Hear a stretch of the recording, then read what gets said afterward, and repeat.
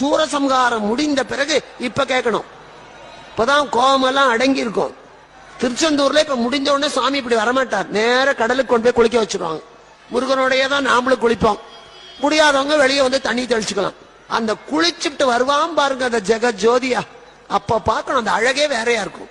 சூரனை சம்ஹாரம் பண்ண போறபோது அந்த முருகன் முகத்துல ஒரு கோபம் இருக்கும். அதெல்லாம் உத்து பார்க்கணும், பார்த்தா தெரியும். கோபத்தோட போவான். சம்ஹாரம் முடிந்து கடல்ல குளிச்சுட்டு ஜிகுஜிகுன்னு இழுத்து தூக்கிட்டு வருவாங்க வேகமா. அப்படியே அந்த முகத்துல ஒரு ஒளி, ஒரு சந்தோஷம். அப்ப மடிப்பிச்ச கேட்கணும், அப்ப ஆனந்தத்தோட கொடுப்பான். சூரசம்ஹாரத்தின் போது கேட்கவே கூடாது. இப்ப வெளியே போற போது நம்ம தூரம் நிக்க பார்க்கணும். மனசுக்குள்ள நினைக்கணும், எங்கிட்ட இருக்கிற தீமையை எல்லாம் சம்ஹாரம் பண்ணிடு, சுத்திலே இருக்கிற தீமைகளை எல்லாம் அழித்து விடு முருகா, நிம்மதியத்தா.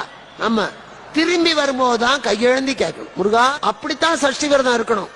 அப்படி இருந்தால் சத்தியமா குழந்தை பிறக்கும். இத சொல்ல தகுதி ஏன் இருக்குன்னா